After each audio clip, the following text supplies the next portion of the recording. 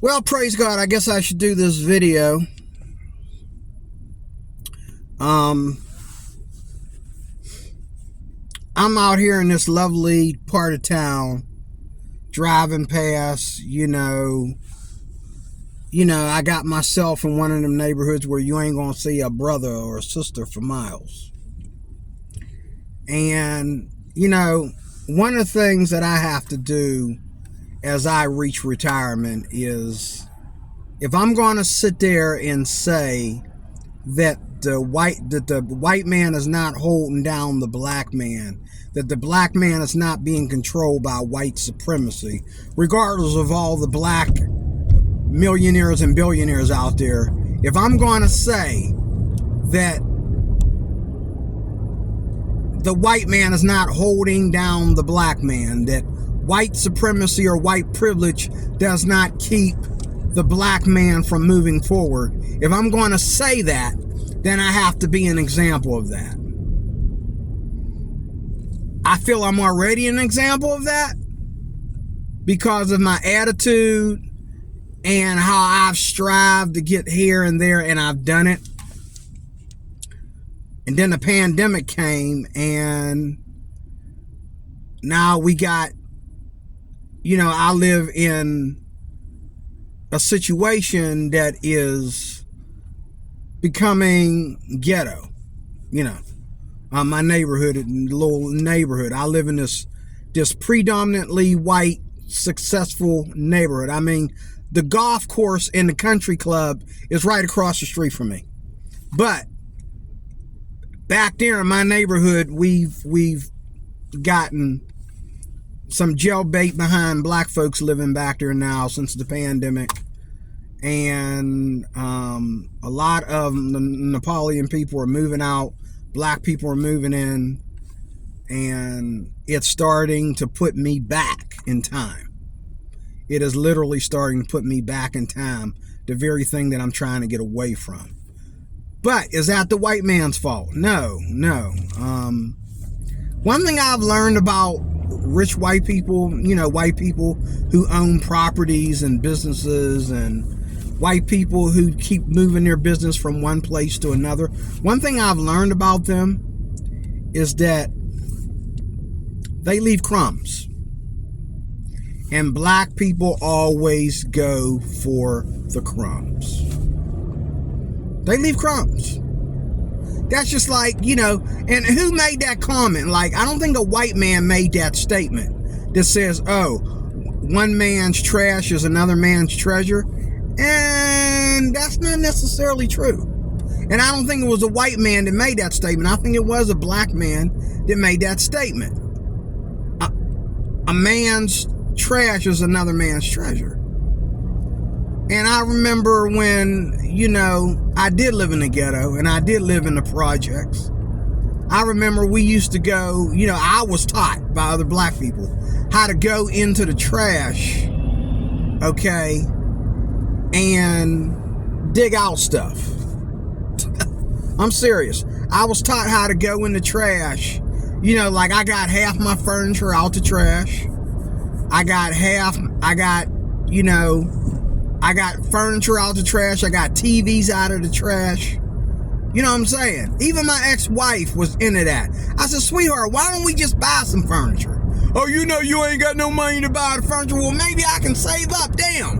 Like, let me save up and get some furniture then, woman. No, she wanted to, like, every time, they put that, them white folks over around the corner, they put that big behind couch out there. You better grab it. I'm gonna grab it. You better go grab it. I'm like, knock yourself out, dude. My ex-wife was like, no, we'll take it. Help us move it in here. I'm like, oh my God, come on. Then you get the couch. It smelled like dog piss, so we had to do, you got stuff crawling out of it. You know what I'm saying? We got roaches in our house now because of this couch. You know what I'm saying? So I'm flipping the couch over. I'm putting all kinds of poison and sprays and stuff in the couch and all like that. One time we learned our lesson because we bought this TV. Well, we didn't buy it. We we took it out of the trash. That's what I'm talking about. We took this TV out of the trash, and we thought it was a lightning, because it was lightning outside. It wasn't a lightning. It was a TV. It did that all by itself. It started sparkling and crackling, and we were scared to death, and so we were afraid to touch the plug, so we turned it off. And once we got to stop crackling, we waited for like almost an hour, and then we yanked that plug out of there, and we took it out to the trash and got rid of it. That TV was smoking hot too. It felt like a fire actually went off in that TV, and the screen just went purple, and every channel was purple. You know, it was really weird, weirdest thing I've ever seen. And we got that out of the trash, probably a week ago, and we plugged it in. We looked it over good. We said, we plugged it in and it came right on, and we hooked the antenna up to it, and you know, and about probably less than a week later, you know, it was raining outside, and poof, we was flipping through channels, and my kids was sitting on the floor in front of that thing, and that thing, poof, it started sparkling. Sparks started flying from the back of it, and the kids started running out of the way. Dad, Mom, and we like, oh snap. So I went over there, walked in the middle of the sparks. You know, I'm the man of the house, I gotta do that. I ran over there right in the middle of the sparks. I turned that bad boy off. It was still sparkling for a while. And so we was like, hold up, we don't know, you know, we don't want to walk, you know. And finally it stopped sparking, and then everything went purple. And we waited about an hour, and we unplugged that thing, and we never ever plugged it back up. As soon as it stopped raining, we took that bad boy out to the trash. And we said, no more TVs out of the trash. We don't never want to see nothing like that happen again. We rather buy a TV. I bought big, giant TVs. Matter of fact, the TV I got right now was given to me free. The TV I had before that was bigger. And I probably paid $20 for it at Dave's TV, way back in my old neighborhood. And, you know, I think when I moved, I gave that TV. I don't think that TV ever broke down on me, but Dave did repairs on that TV, and then he sold it for $20. That was a big TV. It was big. It was a big TV. But my point of this video is, when white people own property, they try to make money on their trash. Like, you know, if they leave the neighborhood, you know, if they leave the housing complex and they put it up for sale, a lot of times they'll sell it as is. They're not going to bless you, okay, before they sell it. They're going to sell you as is so that you can get it for a cheaper price. The problem with that kind of behavior is, they know, I know, and a lot of y'all know, that only black people are going to buy it. They're going to buy it as is. I remember when my pastor died, I went to his funeral. He's a black pastor, my senior pastor. Pastor that I have now, he's still living. But my senior pastor, the late Reverend Willie Spencer, you know, when he died, I got to run in here for a second. I'll be right back. I'll pause this for a second.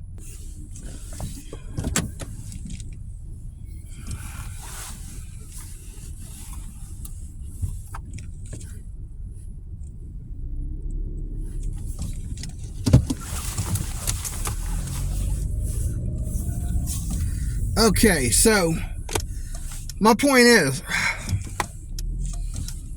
that if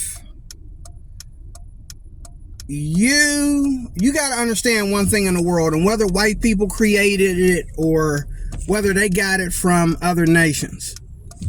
Okay, the point is, okay,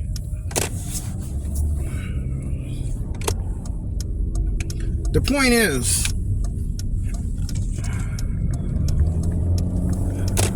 yeah, I turn right to get in there. The point is, If, and we all do it. It's the American thing that we do. So if you sell somebody something, and you sell it at a lower price, let's say you selling a car, okay? You're selling it because you're tired of putting work into it, okay? So you fix it up good enough so that it's drivable. It has a decent transmission, okay? You know, and all the basic works, you know what I'm saying? Your fuel injection line is fine. Your turn signals are fine. Your brake lights are working. Okay, no cracks in the windows. You know, it runs. The car runs. Okay? But you didn't inspect it. So, so when you sold the car, it only had a few months before, you know, it was time to inspection. You know, it was supposed to be inspected that year. You told the guy that bought the car. You said, you know what, you got 6 months before you get this car inspected. But, you know, here's a receipt of all the work I put into it. You know what I'm saying? But, you know, don't forget, in 6 months, you got to get it inspected. So, in 5 months, you're getting ready for inspection, and your engine light comes on. But when you bought the car, you knew it had high mileage, and you knew that the guy put a lot of work into it. Okay? What did you expect? And you know, because he sold it as a neighbor, he wasn't going to put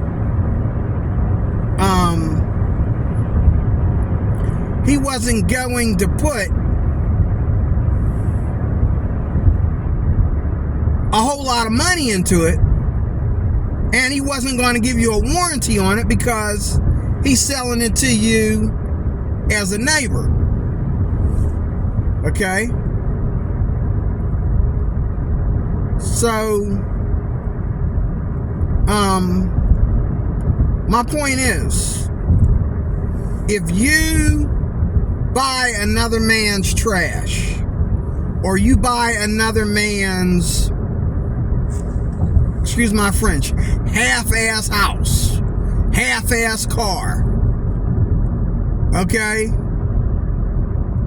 You hook up with a woman, for example, that has been passed around and got all this baggage. Whose fault is that? Is that the white man's fault? Is that the black man's fault? Whose fault is that?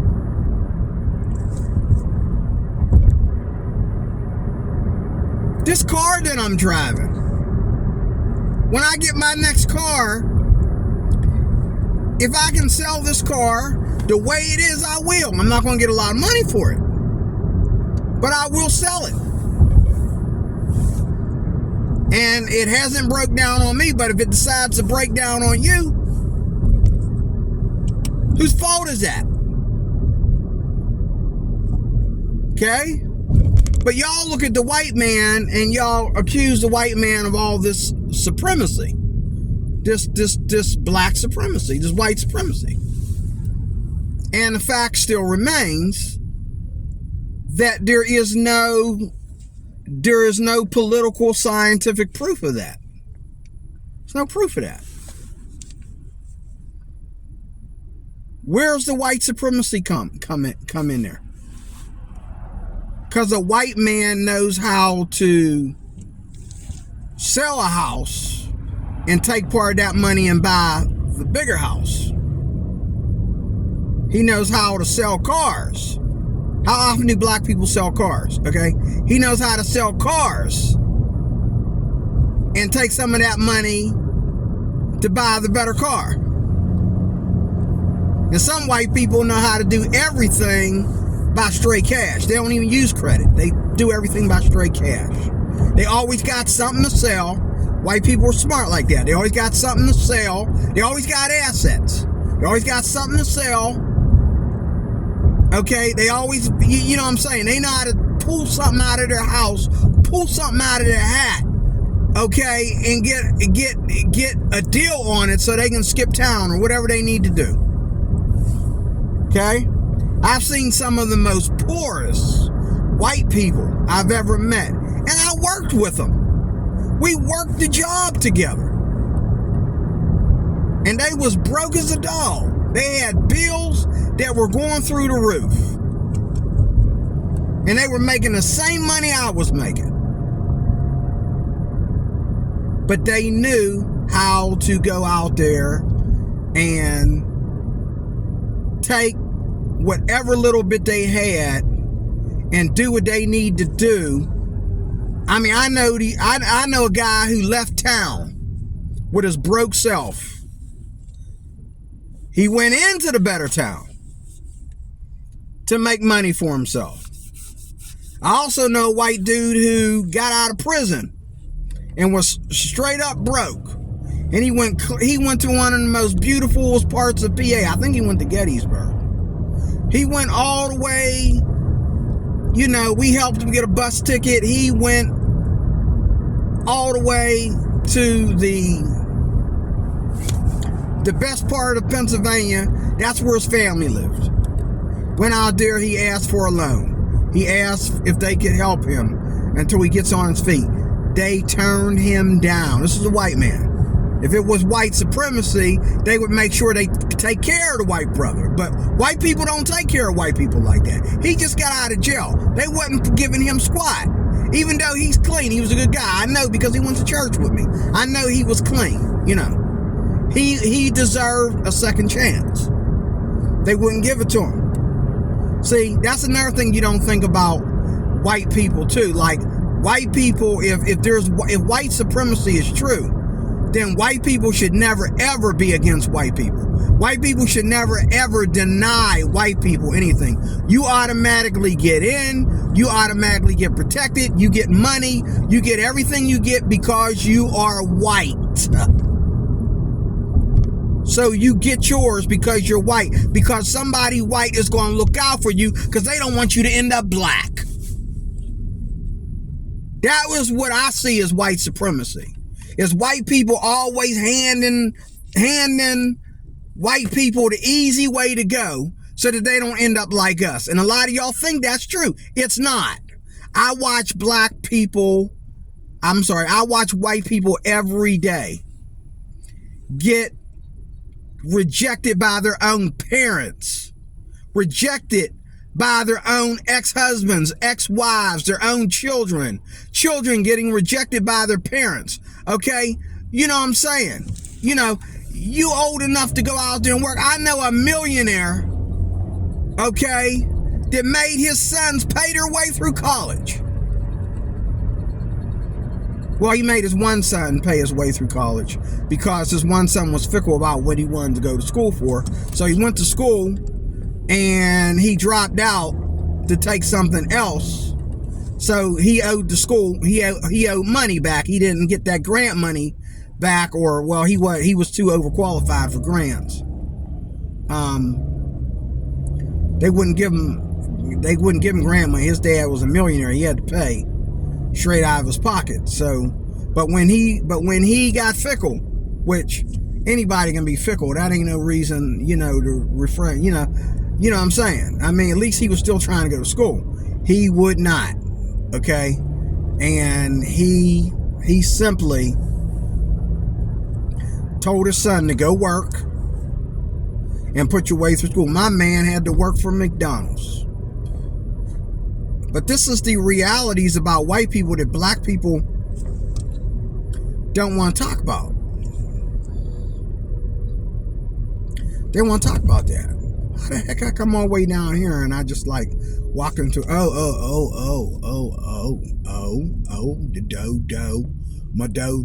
lolo. I'm way out there. Okay. I need to get into the right lane before I go way too far. But anyway, oh, they got a Walmart out here.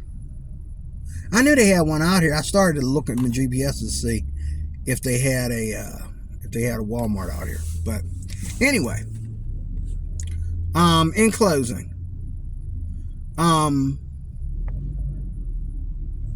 bet you they have a big indoor mall out here too, whatever area this is. The Trinity? I think it's Trinity. But this is where 19 South takes you. I took it all the way out. At least took this one out. At least I took this one out. But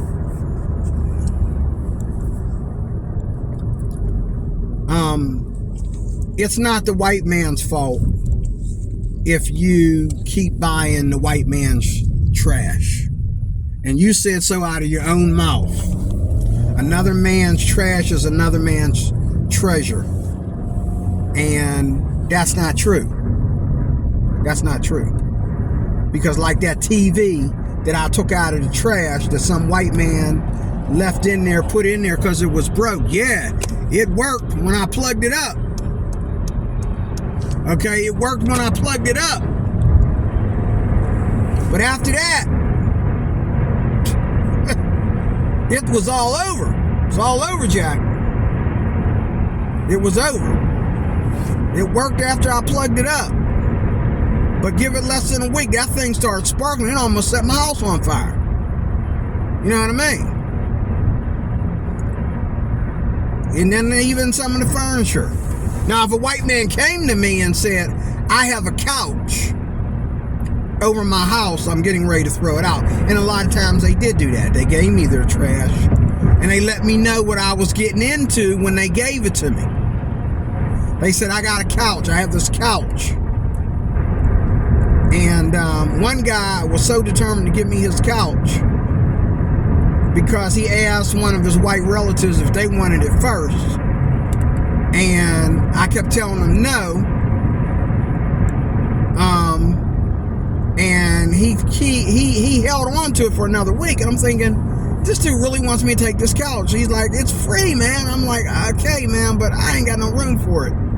You know what I mean? And then, like, he showed me a picture of it. I says, man, that don't go with the rest of my furniture, man. But he did give that couch to another black friend of mine. And a black friend of mine came and bragged about it. Man, that couch, man, you should have took it, dude. That couch is bad. He showed me the picture. Well, I said, well, it matches with your furniture. Your furniture is like a pink color. This is like an amber color, okay? So it's like a lighter pink. Okay, no, it looks good. But you could tell which couch was the most expensive. It's the one the white man gave him. You know, that couch was expensive. That couch looked like frickin', you know, somebody stole somebody from Beverly Hills' couch, you know. I mean, standing there next to his other furniture. I teased him. I said, now you got to do is you got to get the rest of your furniture to match that couch, because anybody can look at this picture and tell that his couch costs more than all the rest of your furniture put together, man, you know. But don't hate on white people because they know how to get their hands on quality stuff. And when they don't have any more use for the quality stuff, they sell it. Of course, they've had the stuff for so many years, so therefore it's no longer quality. It might be good enough, it might be good looking enough, but it's not quality. Because, you know, you didn't get it brand new, you got it used, and they've been screwing on that couch and then had babies on that couch and everything, and been, you know, scrubbing that couch with all kinds of detergents and all that kind of stuff. You know what I'm saying? You're not getting a brand new couch. You're getting the couch that the white man tried his best to take good care of. But if he wanted to just give that couch to the Goodwill and let the Goodwill give him a nice price for it, which would have been a very, very, very cheap price, okay? All right? If he had wanted to do that, okay, then you'd have went to the Goodwill and got that couch for the Goodwill probably would have gave him almost nothing for it, okay? And then they would have charged you, a good price for it, okay? That's the way business is done. Don't hate the player, hate the game, okay? But just like selling stuff, you can't blame the white man if you keep taking their trash. White man throws something in the trash, you go pull it out of the trash. There's a reason why he put it in the trash in the first place, okay? White man move out of a neighborhood, you go move into the neighborhood. Then you want to say dumb junk like, oh, I got to be in the neighborhood. I ain't going nowhere. I got to be around my people because the neighborhood is predominantly black. And so you don't mind being in a neighborhood where people are constantly shooting and killing each other, okay? And, there's gangs and there's all kinds of stuff going on. You don't mind. You don't mind. But you look at your neighborhood and you say, the white man, yeah, I'm looking at your neighborhood and I'm saying, damn, if the white man did this to you, that's the white devil. If he gave you this neighborhood, but no, that's not what happened. By all right, the taxes and the prices of homes goes down in that neighborhood because, okay, it has no backup. It has no, it has no sobriety. It is lacking a lot. So therefore, the value of the neighborhood goes down. And and we all know who's moving in. Oh, the black folks, they're gonna move in there. All the white folks is moving out. The black folks is moving in. Okay? Now I've had white people tell me, oh, this neighborhood is good. This neighborhood is good. I like this neighborhood. This neighborhood, you get ready to leave. You ever think about moving to blah, blah, blah? I said, dude, that's a ghetto. He said, how can you say that, man? That's a ghetto. I said, let me tell you white people something. That's a ghetto. I said, okay, if it's not a ghetto, why don't you move back there? He's like, man, yeah, well, I moved out because of blah, blah, blah, blah, blah. It sounds like you moved out because you knew it was going to become a ghetto. It sounds like you moved out because the value of the neighborhood started to go down. White people don't live in the same house forever. If the value of that if the value of that neighborhood goes down, the value of their house goes down too. So what they do is they hurry up and get out of the neighborhood and sell that house for a decent price and put that money on another house. Even Tyler Perry talked about this. He says, black folks, you ain't got to stay in the same, you can sell your house and move to a better house, move to a better neighborhood. Take any of your assets, your car, your house. If you got a house, if you got a car, and you take good care of your car and take good care of your house, there's no reason why you should be broke. Sell your house. Sell your car. Some of y'all got 2-3 cars claiming y'all broke. Then y'all need to sell one of them cars then. Ain't nobody but you and your wife. Sell a car. Get good money for it. And then you have some money in the bank. But black folks love to blame everything on white supremacy and white privilege. No, it's not white supremacy or white privilege. It's black unawareness. It's black unawareness. And it's black fear. You're afraid to sell. You're afraid to share. You're afraid to stand next to the guys at the auction. You're afraid to put your stuff in the auction. You're afraid, okay, you're afraid. And you're unaware. People are actually afraid to leave the black neighborhoods. They are actually afraid. They are actually afraid to leave their jacked up neighborhoods. Okay? You're actually afraid. And you're unaware. You're unaware how money works. You're unaware that instead of you griping and complaining and criticizing white people, you need to get on this hayride with white people and learn how to sell something. You need to get on this hayride with white people and learn how to save some money and put it in the bank and let that money pile up.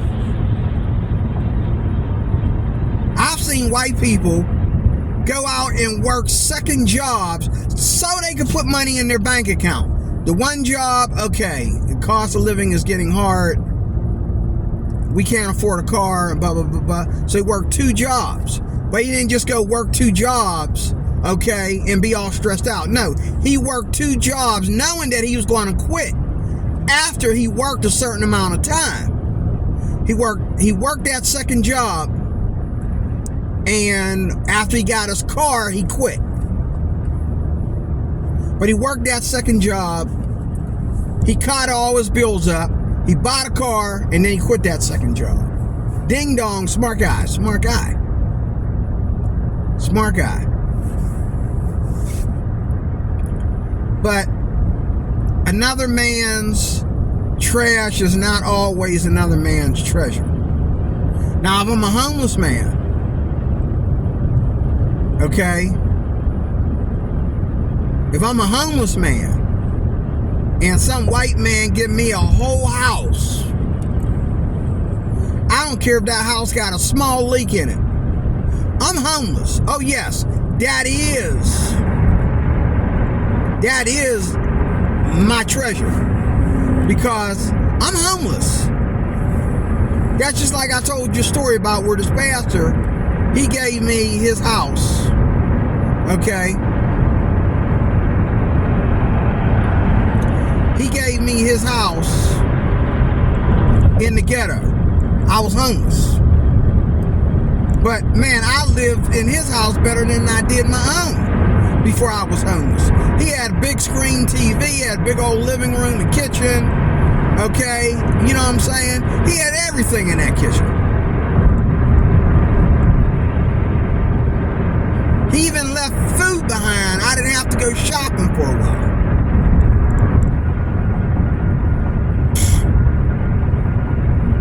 Yeah. That house in the ghetto was my treasure. And apparently nobody hung out at his house. You know, there wasn't kids out there leaning on the fence, coming there scoping my vehicle out or nothing like that, you know. But I was in that house and I was living it up. Okay? And every day after work, you know, I went back to work, and every day after work I'd come in there. Okay? Every day after work, I'd come in there, and to my surprise, I'd sit down, watch. You know, I didn't have cable in my apartment. I had channels that worked, but I didn't have cable. He had DirecTV. He had 2 different cables running at the same time. I mean, like, my man hooked me up good. I lived in his house as a homeless man better than I did my regular life. But you say that, you know, one man's trash is another man's treasure. I say that's true sometimes for some people, for certain people, but it's not true all the time. Black folks got to stop moving into these douchey neighborhoods. Okay? Black folks got to stop trying to get everything for $1. Okay? Black folks got to start, you know, looking at their neighbors and doing business with their neighbors, okay, and letting a white man, an Indian man, an Asian man, or whoever, they got a brain, If you don't know, let him help you. Stop. Oh yeah, I ain't gonna let a white man tell me how to do it. Okay, well then, dude, just be a bum all your life. Be a bum all your life. The reason why I'm not in prison, the reason why, you know, I've had so many jobs, the reason, you know,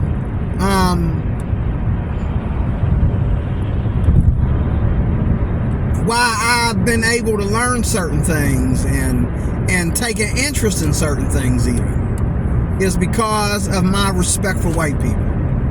Because if you respect white people, they'll respect you back. And they'll teach you some things. They'll teach you some things. They will teach you some things. Okay? They will teach you some things. They will teach you. I had enough of this. I'm getting off this highway. I hope I'll find signs towards where I want to go when I get off here. I hope. Well, I know if I come off here, you know, I know, I bet if I have to go left, I know that, okay, we're on the highway, okay. But, yeah, and the highway's taking me left.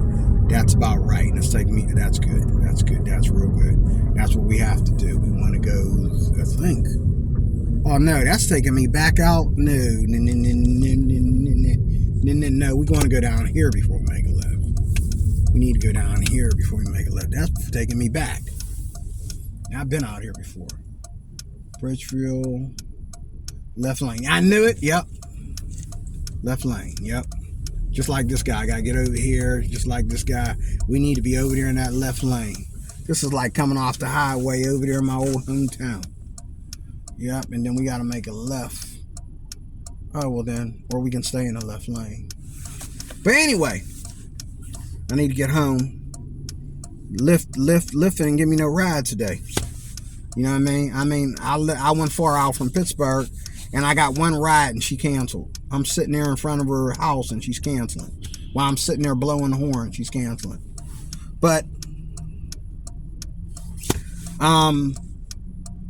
and I rode all this time, no rides. I don't know what's going on, but Lyft and Uber, they need to start, you know, actually getting people to apply for Lyft and Uber so that, you know,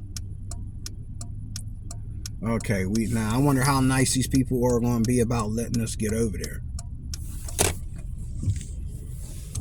Okay. Thank you. Nope. He said, nope. Everybody said, nope. Can't help you, dude.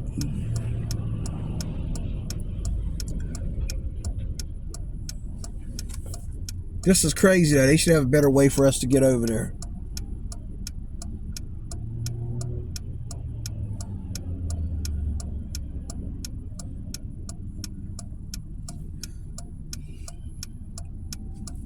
Oh, man. They got the light again. Okay. Ooh, come flying through there. Okay. Here we go. Whew. Yeah, I think that's it. Yeah. Yeah, I was here earlier. Yeah. Washington Pike, I think. Yeah, I think I'm going right. I want to go that way. Keep straight out that way. I think. Make a left here, because this is going... This, yeah, all these... Okay, there's got two lanes going left and one lane going right. Okay, both these lanes got to go left. Okay, I was wondering what was going on. All right, anyway, in closing...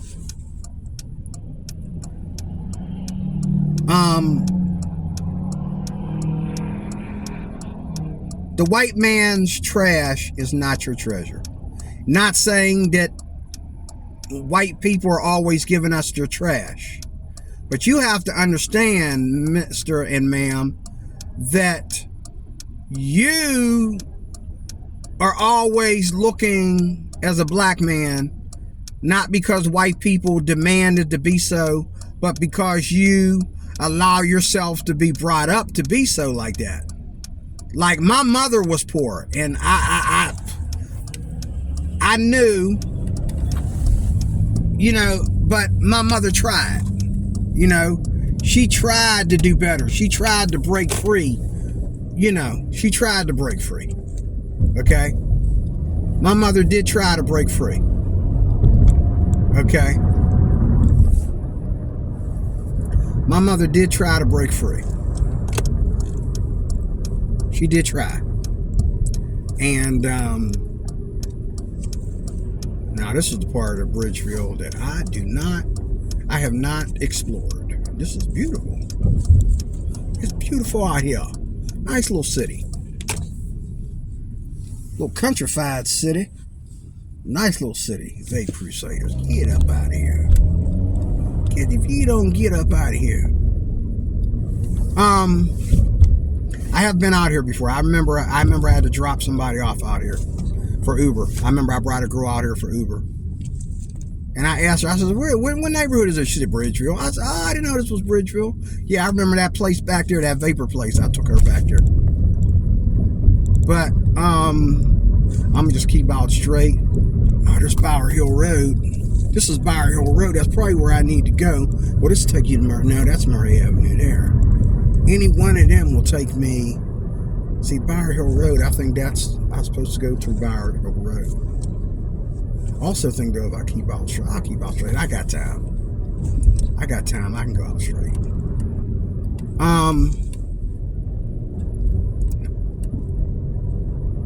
The white man doesn't always give you his trash, but his trash is also not always your treasure. Let me say that again. The white man does not always give you trash, but neither is his trash always your treasure. Okay?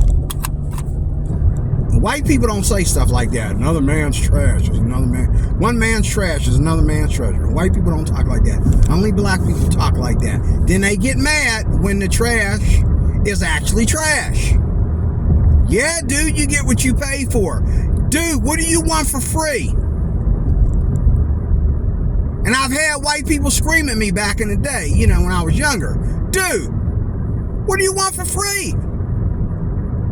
And I had to agree with them. At least the car drives. Okay? I'm gonna let him, I'm gonna buy him a car. I'm gonna buy his car for pocket change. And then I expect him to fix the heater. Because the heater didn't start to have problems, so I had it for a week.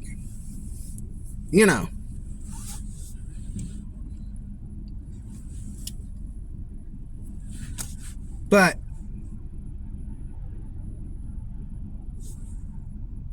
what do I want for free? What do you want for free? What do you want for pocket change? What do you want for $1? Black folks is always trying to be cheap. Okay? Okay? And then when we say, oh, they want $2,000 for that. Oh, that's ridiculous. I can't pay for that. You ever try? Did you ever work out a financial plan to see how fast you could accumulate $2,000? I had an Indian man tell me. He said all money is, Indian dude told me about this. He was in an Uber. This was before I started doing Uber. This Indian dude picked me up in Uber one time. And he was bringing me home from work. And me and him was talking about, like, he asked me why I don't have a car. And I says, well, I ain't got, And he told me, he says, how much do you make an hour? And I told him, and he was like, well, if you make this or that, however you put it, a month, and you put this or that in the bank, within a year or within 2 years, you'll have a car. And I laughed at him. You know, I laughed at him. Okay. And I never gave it a shot. I have a car now, but I never gave it a shot to try that.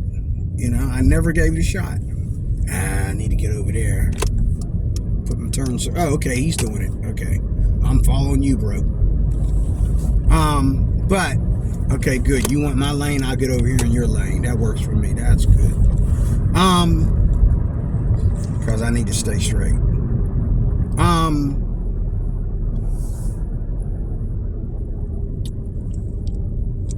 One man's trash is not always another man's treasure.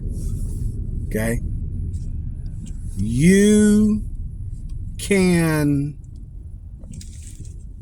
make plans just like white people make plans. White people, Indian people come over here and they make plans. I got a dude at my job right now. Me and him are thinking the same thing. I didn't tell him. I just told him that I want to do something other than, I told him I want to work from home. I didn't tell him I want to go into business because he thinks he's going, you know, he'll be critical. Indian people are very nasty with their mouths. That's why I'm not really crazy about Indian people, because they're very, very fast with their mouths and they don't realize how ignorant they sound. Okay. But, I don't tell this Indian dude all my business, but this Indian dude, he's calculating. If, you know, he knows what he wants to do to get a business. And so far, 2 things have failed, but he's trying other things now. He wanted to open up a 7-Eleven business. So he went training with another Indian dude that was working a 7-Eleven, and it didn't happen. So I think he should have been more patient and waited for it to happen, you know, gave it some time. But he's trying to make it happen, and it hasn't happened. Okay. So he's thinking of some other things. He's telling me, I'm going to do this, I'm going to do that. The thing is, this is another thing that bothers me. Why are Asian and Indian and Arab people coming over here to the United States? Even Mexicans are crossing the border illegally. And they're coming over here beating black people at everything. They're beating you at jobs. They're beating you at buying things. You go into a neighborhood that is predominantly Spanish, okay?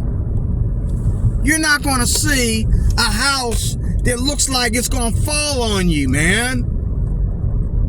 You know what I'm saying? But you go into these so-called black communities, okay?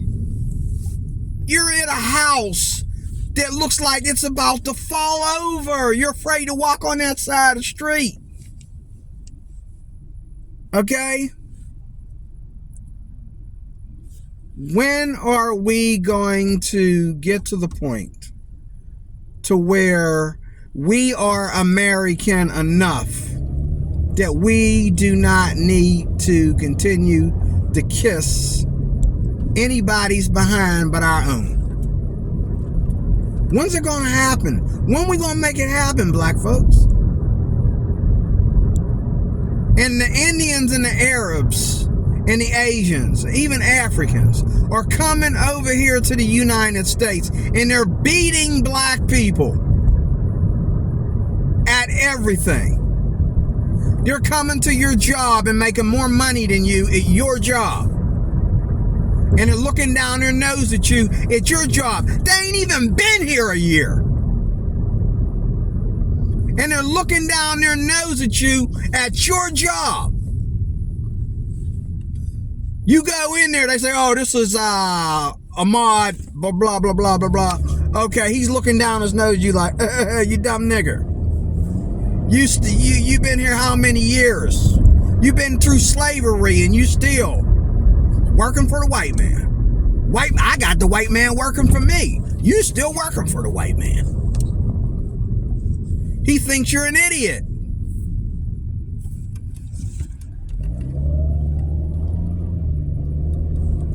Why? Because you keep playing around with white supremacy, white privilege. Okay?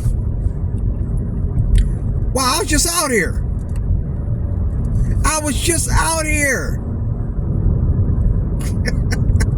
I'm like going back exactly the way I came in. Oh my God, I hope I wasn't supposed to turn back there, because I thought this was going further into. I'm just stay on this road and keep straight out. It'll take me, at least I know I'm closer to home. So at least I know I might have made a wrong turn somewhere, but I am closer to home. So if I go out here and it don't take me where I want to go, I know to turn around. Okay, but I was just out here. This was amazing. Whoa, lady, you know, look across, look at what's coming before you cross the street. You didn't see me coming? She said, I don't care. Hit my white behind. But anyway, I'm closing, I promise. Let me say it one more time. Here we go, one more time. A white man does not always sell you his trash. But his trash is not always your treasure. The white man is not always trying to give you his trash, but his trash is not always going to be your treasure just because it was white before it was black. Okay? Some things, and the white man knows this, he didn't even expect your black butt to buy that trash. Some things you gotta let be trash. Your trash, let it be trash. Stop trying to change it. Let it be. Yeah, I'm going the right way because here's the town part, and if I go out here and make a right and go straight, that's going to take me into the city of Pittsburgh. I am very, very, very, very, very close to home. Yes. It was a fun ride, even though I didn't make no money. I didn't burn that much gas either. It was a fun ride. I got to learn this area right here real good. And this, I done rode this whole area and end up coming right back here. I ought to know every street by now. It's a beautiful area though, and it's not that small. I thought it was small. It's pretty big. It's got some grounds, and it's got like your middle class section, your low section, and your rich section. It's nice now, you know. And it's not a little tiny town. It's got some history to it. It's got some vintageness to it. You know, I could live here. If I ever come back out this way, if I come back to Pittsburgh once I leave, this is going to be one of the towns on my list to live in if I ever come back out this way. I don't think I will do. I think I'll only come out here to see my children. I don't think you can do enough to Pittsburgh, especially with there being a Democratic Party. I don't think the only way I would ever even give a fifth thought to come into Pittsburgh is if Pittsburgh ended up Republican. Like if it was no longer a sanctuary city, it became like a Republican city. Then I would feel like, oh man, let's go check out Pittsburgh, see what's new in Pittsburgh. But right now, Pittsburgh is so old to me, you can have Pittsburgh. But in closing, the white man does not always give you, get this in your thick skull, the white man does not always give you trash. But his trash is not always your treasure. Okay? I didn't mean for this to run into an hour, but I'm driving. And I'm driving and talking at the same time, you know. But remember that. Black folks, you can get up on your own feet and take care of yourself. It's not the white man's job to hold your hand. You hate the white man, but you want the white man to hold your hand for you. No, you can go out there and you can work. You can go out there and you can learn some skills and put some things together and do some things just like any and everybody else. If the Indians can come over here and do it, the Africans can come over here and do it, the Mexicans can come over here and do it, the Asians can come over here and do it, your black butt can do it too. I don't look at white people, I look at all these immigrants coming over into this country, okay, and beat me at everything. Okay, and some of them, they're not coming over here with no bachelor's degrees. They're not coming over here super educated. They ain't college graduates. Especially these people crossing the border. And I'm gonna stand there and let them beat me at everything? No, man. No, that has to stop. I'm not gonna let them beat me at everything. No more, man. No more. I'm going to stand up, and it's not about me being black, and it's not about the white man, and it's not about going to war with the white man. It's about me understanding my privilege as an American. I have American privilege. I don't know